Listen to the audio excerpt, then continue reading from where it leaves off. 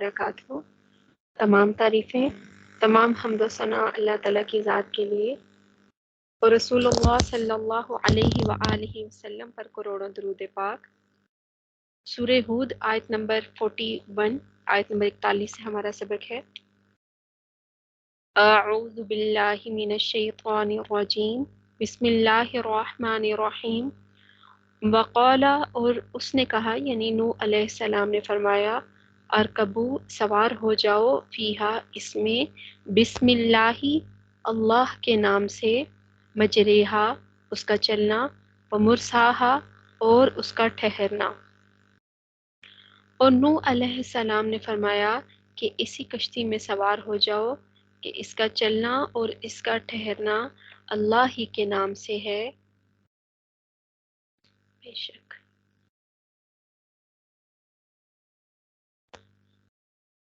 इन्ना बेशक रब्बी मेरा रब लगफूरुन अलबत्ता बख्शने वाला, रहीमुन नहायत मेहरबान। बेशक मेरा रब बख्शने वाला निहायत मेहरबान है। वहिया और वो तजरी चलती, बिहिम उनको लेकर, चली उनको लेकर, फी मौजिन लहरों में, कल जिबाल जैसे पहाड़। और वो कश्ती उनको लेकर पहाड़ जैसी मौजों में चलने लगी। वनादा और पुकारा, नूह अलैहिस्सलाम ने, निबनहु अपने बेटे को, वकाना और वो था, फी माजिली किनारे में, या बुनैया ए मेरे बेटे, अरकब सवार हो जाओ, माना हमारे साथ, वला और ना रहो तकुन, और वला और ना तकुन रहो, मा साथ, काफिरीन काफिरों के। और वो कश्ती उनको लेकर पहाड़ जैसी मौजों में चलने लगी। और नूह अलैहिस्सलाम ने अपने एक बेटे यानी कनान को पुकारा, और वो अलहदा मकाम पर दूसरे किनारे पर था कि ए मेरे प्यारे बेटे, हमारे साथ सवार हो जा और काफिरों के साथ मत हो। कौला उसने कहा, सआवी मैं जल्द पनाह ले लेता हूँ, इला जबलिन किसी पहाड़ की तरफ, या अस्वमुनी वो मुझे बचा लेगा, मिनल माई पानी से। वो कहने लगा कि मैं अभी किसी पहाड़ की पनाह ले लूँगा, वो मुझे पानी से बचा लेगा। कौला उसने कहा, नूह अलैहिस्सलाम ने फरमाया, ला नहीं, आसविमा कोई बचाने वाला, अल्यौमा आज, मिन अम्रिल्लाही अल्लाह के हुक्म से, इल्ला सिवाय, मर रहीम जिस पर वो रहम करे। नूह अलैहिस्सलाम ने फरमाया कि आज अल्लाह के कहर से कोई बचाने वाला नहीं, लेकिन वही जिस पर अल्लाह रहम करे, जिस पर वो रहम करे। वहाला और हाइल हो गई, आ गई, बैनहुमा उन दोनों के दरमियान, मौजू मौज, फकाना तो वो हो गया, मिनल मुग़रक़ीन डूबने वालों में से। और उन दोनों यानी बाप बेटा के दरमियान में एक मौज हाइल हो गई, बस वो गर्क हो गया। अस्तग़फिरुल्लाह रब्बी मिन कुल्लि ज़ंबिन व अतूबु इलैह। अल्लाहुम्मा ला तजअलना मिनहुम। उस बाप का हाल सोचिए कि जिनके नबी होते हुए भी अपने बेटे को बचा ना सके, और उनके सामने उनका जवान बेटा अल्लाह की नाफरमानी करते हुए गर्क हो गया। अल्लाहुम्मा ला तजअलना मिनहुम। वकीला और कहा गया, या अर्ज़ बिलाई ए ज़मीन अबलाई निगल ले, माअकी अपने पानी को, व या समाउ और ए आसमान, अक़लिई थम जा, व गीज़ा और खुश्क कर दिया गया, माउ पानी, व कुसियल अमरु और काम पूरा हो चुका, वस्तवत और जा लगी, अलल जूदी यानी कश्ती जा लगी, अलल जूदी जूदी पहाड़ पर। वकीला और कहा गया, बुअदन दूरी है, लिल कौमि ज़ालिमीन काफिर लोगों जालिम लोगों के लिए। और हुक्म हो गया कि ए ज़मीन अपना पानी निकल जा, और ए आसमान थम जा, اور پانی گھٹ گیا یعنی خشک کیا کر دیا گیا، اور کام پورا ہو گیا کہ سا پورا ہو گیا، اور کشتی جودی پہاڑ پر آ ٹھہری۔ اور یہاں پر پہاڑ جبل ہی نہیں ہے لیکن جودی پہاڑ کا نام ہے، تو جودی پر آ ٹھہری، اور کہہ دیا گیا کہ کافر لوگ اللہ کی رحمت سے دور۔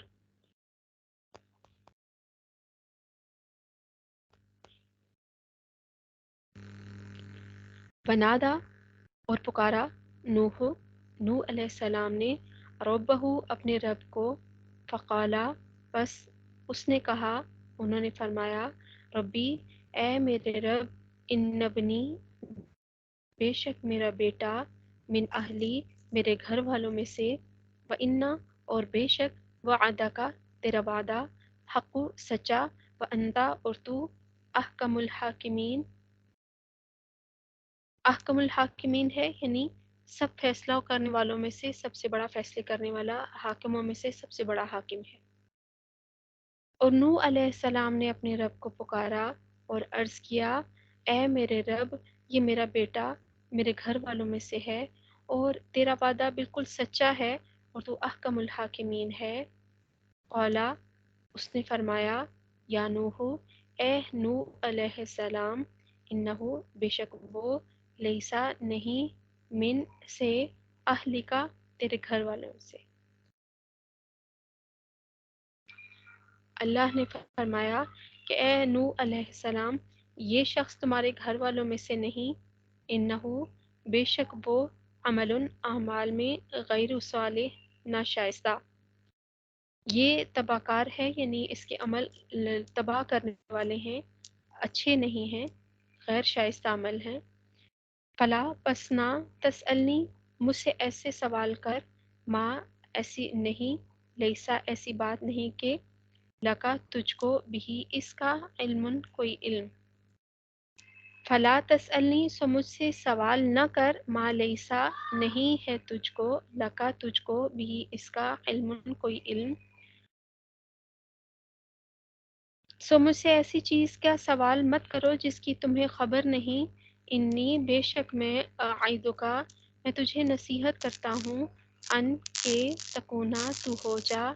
من الجاہلین نادانوں میں سے۔ میں تم کو نصیحت کرتا ہوں کہ کہیں تم نادانوں میں سے نہ ہو جاؤ۔ قولا اس نے کہا، نوح علیہ السلام نے فرمایا، ربی اے میرے رب، انی بے شک میں، اعوذ بکا میں تیری پناہ چاہتا ہوں، ان کے، اسألکا میں تجھ سے سوال کروں، ماں جو، لیسا نہیں، لی مجھے یا میرے لیے، بھی اس کا، علم کوئی علم۔ انہوں نے عرض کی، اے میرے رب، میں اس کام سے، اس بات سے تیری پناہ چاہتا ہوں کہ تجھ سے ایسے امر کی درخواست کروں، ایسا سوال کروں کہ جس کی مجھے کوئی خبر نہ ہو، وَإِلَّا اور اگر نہ، تغفر لی تو نے مجھے بخشا، وَتَرْحَمْنِی اور تو مجھ پر رحم نہ کیا، اکم تو ہو جاؤں، من الخاسرین نقصان اٹھانے والوں میں سے۔ اور اگر تو نے میری مغفرت نہ فرمائی اور مجھ پر رحم نہ کیا تو میں بالکل تباہ ہی ہو جاؤں گا، نقصان اٹھانے والوں میں سے ہو جاؤں گا۔ صدق اللہ العظیم۔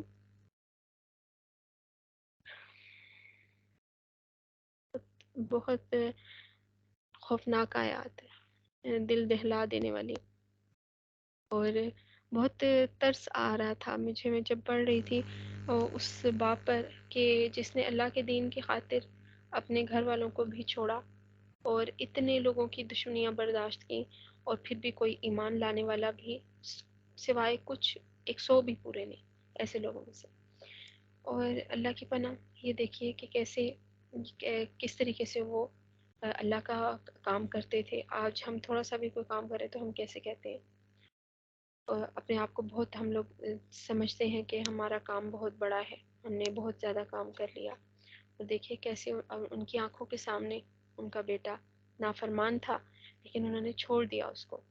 تو یہ جو ہم آیات ہم پڑھ رہی ہیں، ہم نے پڑھی ہیں، تو اس میں حضرت نوح علیہ السلام کی کشتی کے بارے میں کہ اللہ تعالیٰ نے حضرت نوح علیہ السلام کو حکم دیا کشتیاں تیار کرنے کا، اس پہ مومنوں کو سوار کیا جائے تاکہ وہ طوفان سے بچ جائیں، اور اس کے علاوہ ان مومنوں کے علاوہ جتنے کفار تھے پوری دنیا میں کہا جاتا ہے کہ یہ طوفان آیا تھا، پوری دنیا. اور اس کے بعد، اس طوفان کے بعد اللہ رب العزت کا یہ وعدہ تھا کہ اجتماعی طور پر کسی کے اوپر اس طرح عذاب نہیں آئے گا، یعنی پوری دنیا پہ وہ نہیں آئے گا سوائے بس قیامت تک کا انتظار کیا جائے، اس کے علاوہ نہیں. تو جتنے کفار تھے اس وقت وہ ہلاک ہو گئے تھے. جب کشتی تیار ہو گئی، زمین میں سے پانی تندور میں سے ابلنے لگا، طوفان کی ابتدا ہوئی، تو نوح علیہ السلام نے اپنے ساتھیوں کو، جس کے پہلے بھی بتایا کہ اختلاف پایا جاتا ہے کہ 80 کے قریب تعداد لکھی گئی ہے، لیکن اختلاف ہے. پھر بھی یہ دیکھیے کہ 80 بھی اتنے 950 سالوں میں 80. تو اس کشتی کا چلنا ٹھہرنا سب اللہ کے حکم، اس کے نام کی برکت سے ہے. حضرت نوح علیہ السلام کو یہ کہا گیا کہ آپ ان کو سوار کریے اور یہ فرمائیے. اس میں غرق ہونے کا کوئی اندیشہ نہیں، کیونکہ یہ اللہ کی طرف سے، اللہ کے حکم سے بنی ہے،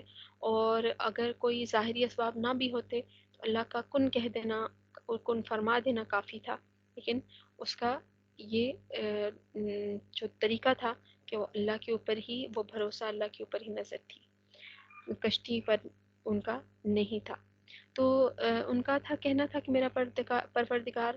میں مومنین کی کوتاہیوں کو تو معاف کرنے والا ہے اور ان پر بہت مہربان ہے، تو وہ اپنے فضل و کرم سے ہمیں یعنی مومنوں کو صحیح سلامت اتار دے گا.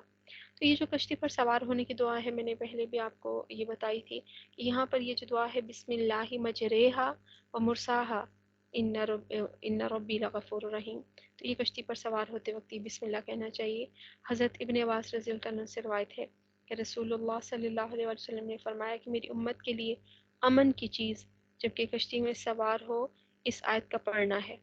جو کوئی کشتی میں سوار ہو اس کے لیے امن کی چیز یہی ہے کہ اس کے کوئی طوفان وغیرہ یا کچھ ایسا کشتی کا نقصان جب تک اللہ نہ چاہے، تو یہ ہے کہ یہ بسم اللہ مجریہا مرساہا ان ربی لغفور رحیم، تو یہ دعا پڑھنا ہے. تو جب یہ دعا پڑھی تو اس دعا کی برکت اللہ رب العزت نے کیا فرمائی کہ پہاڑ جیسی اتنی بلند و بالا موجیں تھیں کہ سارے پہاڑ، جتنے دنیا میں پہاڑ تھے سب ڈوب گئے تھے، اتنا پانی تھا، اتنا بھرا ہوا پانی تھا. تو پہاڑ جیسی موجوں کو وہ چیرتی ہوئی بے خوف ہو کر وہ اللہ کے حکم سے آگے بڑھتی چلی گئی. سوار ہونے کے بعد حضرت ایک اور واقعے کی طرف وہ بتایا جا رہا ہے کہ حضرت نوح علیہ السلام نے اپنے بیٹے کنعان کو،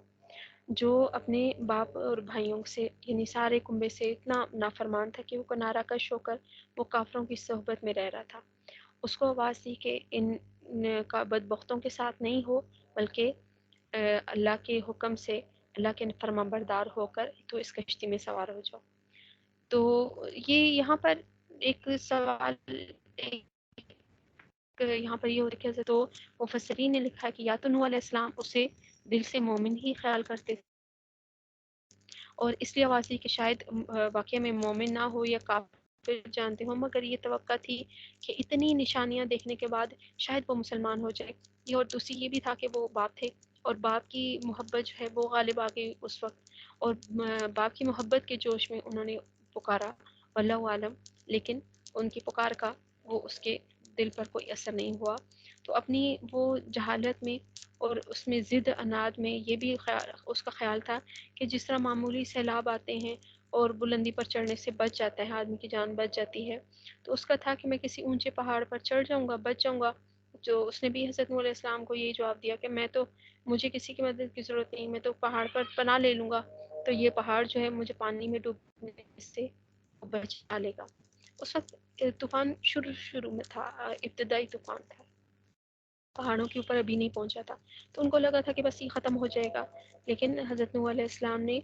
اس کی اتنی بچکانہ بات کے جواب میں یہ بھی فرمایا کہ یہ معمولی سیلاب نہیں ہے، معمولی چیز نہیں ہے کہ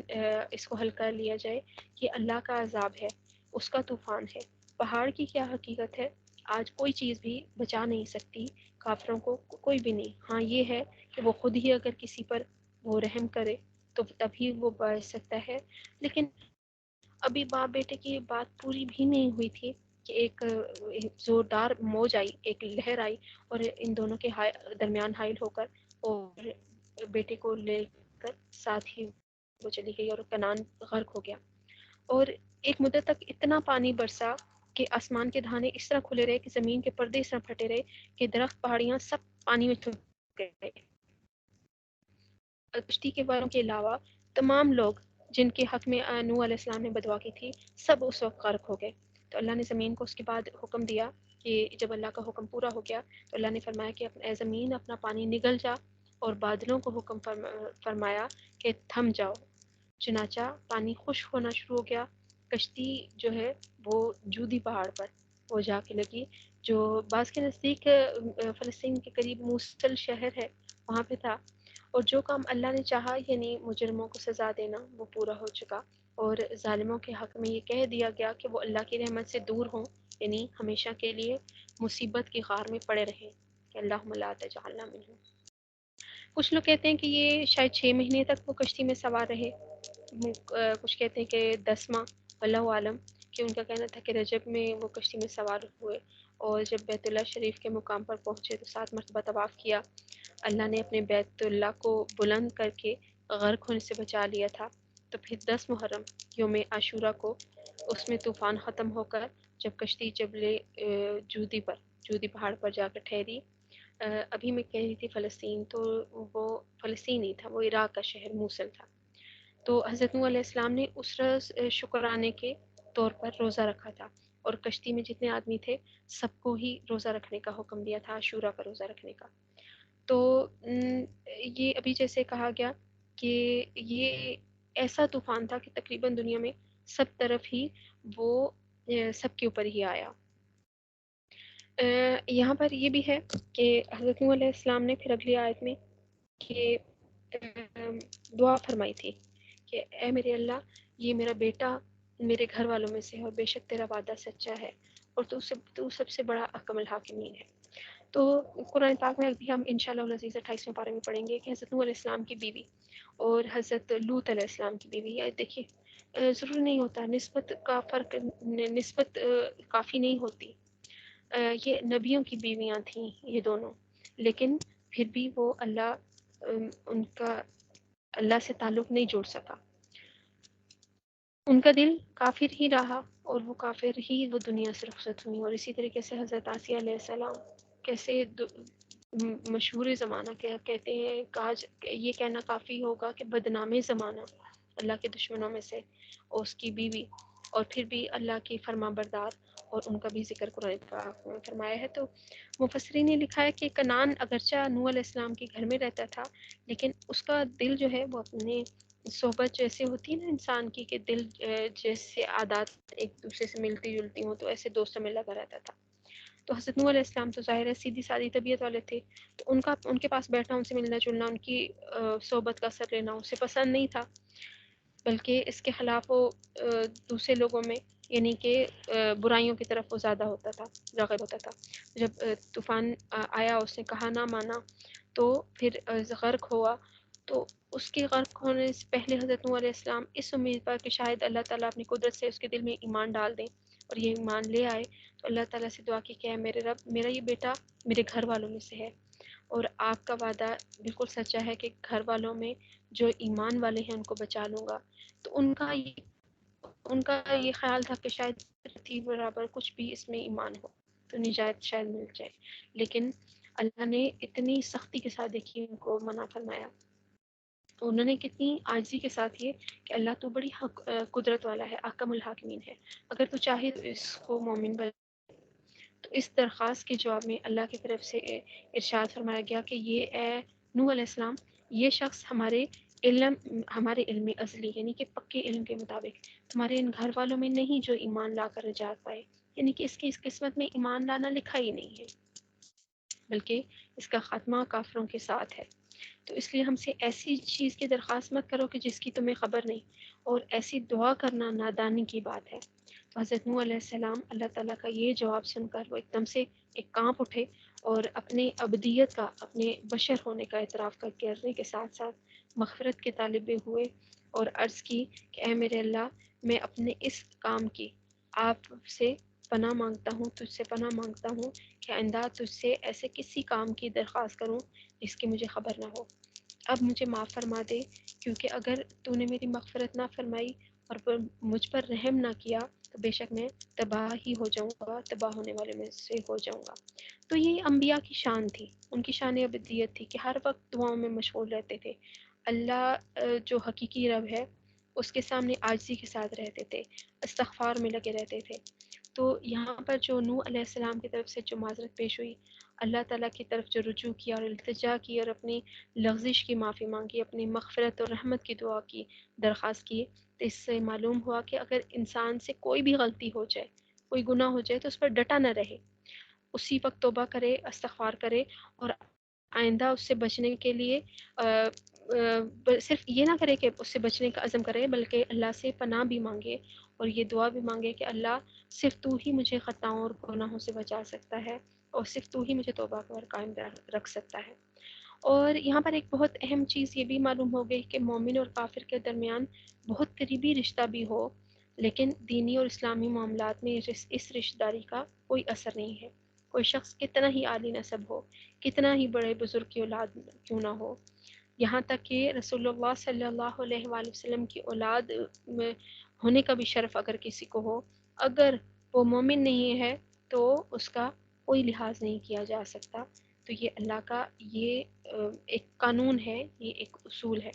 تو ہم یہاں پر اللہ رب العزت سے دعا کرتے ہیں کہ اللہ اپنے فضل و کرم سے ہمیں ایمان اور اسلام کی نعمت سے جو اللہ نے نوازا ہے، تو اس نعمت کا حق ادا کرنے کی ہمیں توفیق عطا فرما دے۔ ایمان کے ساتھ ہمیں عمل صالح کی بھی توفیق عطا فرما دے۔ ہم جو ساری زندگی ہم نے گناہ ہی کمائے ہیں، کوتاہیاں ہی کی ہیں، اپنی گناہوں کو اپنی رحمت سے، ہمارے گناہوں کو اپنی رحمت سے معاف فرما دے اور اپنی مغفرت سے ہم سب کو نواز دے، ہمارے اور ہمارے گھر والوں کے، ہمارے سارے جاننے والوں کے، ہمارے آئندہ آنے والی نسلوں کے ایمان کے ساتھ، حق کے ساتھ وابستہ رکھے، اور اللہ ہمیں بری صحبت سے بچائے، صالح لوگوں میں اور متقی لوگوں کی ہمیں دوستی نصیب فرمائے، ان کا ساتھ نصیب فرمائے، دنیا میں بھی ایسے لوگوں کا ساتھ نصیب فرمائے، آخرت میں بھی ایسے لوگوں کا ساتھ نصیب فرمائے جو اللہ اور اس کے رسول صلی اللہ علیہ وسلم کے دوست ہیں۔ اللہ اسلام اور ایمان کی برکت سے اور رسول اللہ صلی اللہ علیہ وسلم کے صدقے میں ہمیں دنیا میں بھی امان و عافیت عطا فرمائے، اور ہر طرح کے ظاہری باطنی فتنہ، عذاب، آزمائش سے آخرت میں بھی ہم سب کے ساتھ اپنی شان غفوری، اپنی شان کریمی، شان رحیمی کا معاملہ فرمائے۔ اللہ ہمیں دنیا میں بھی اہل حق کے ساتھ وابستہ رکھے، اور آخرت میں ہمارا مومنین، صادقین، شہداء، صالحین کے ساتھ ہمارا حشر نشر فرمائے۔ اور جس نے دعاؤں کے لیے کہا ہے، اللہ رب العزت ان سب کی دعاؤں کو قبول و منظور فرمائے۔ اللہ ہم سب کی مشکلیں، پریشانیاں، تکلیفیں سب دور فرما کے اللہ مشکلوں کو آسانیوں میں بدل دے کہ وہ اس پہ قادر ہے۔ اللہ سب کی آزمائشوں کو، سختیوں کو نرمی کے سر میں بدل دے کہ وہ اس چیز پر قادر ہے اور کوئی اس سے پوچھنے والا نہیں۔ جو بیمار ہیں اللہ رب العزت ان سب کو صحت کاملہ عطا فرما دے۔ جس نے دعاؤں کے لیے کہا ہے اللہ رب العزت ان سب کی دعاؤں کو قبول و منظور فرما دے۔ اس کام کو، اس پڑھنے پڑھانے کو، اس قرآن پاک کو ہمارے لیے تو شاہ آخرت بنا دے، اور ہمارا دنیا میں بھی اس کا ساتھ ہمارا قائم رکھے، قبر میں بھی اس کا اور ہمارا ساتھ قائم رکھے، حشر میں بھی ہمارا ساتھ قائم رکھے، جنت میں بھی ہمارا ساتھ قائم رکھے، اور اس کام کو نہ صرف ہمارے لیے توشہ آخرت بنائے بلکہ ہمارے سارے جاننے والوں کے لیے اور رسول اللہ صلی اللہ علیہ وآلہ وسلم کی امت کے لیے بھی۔ آمین۔ وآخر دعوانا ان الحمد للہ رب العالمین، وصلی اللہ تعالی علی خیر خلقہ محمد وعلی آلہ واصحابہ وبارک وسلم وصلی علیہ۔ السلام علیکم ورحمۃ اللہ وبرکاتہ۔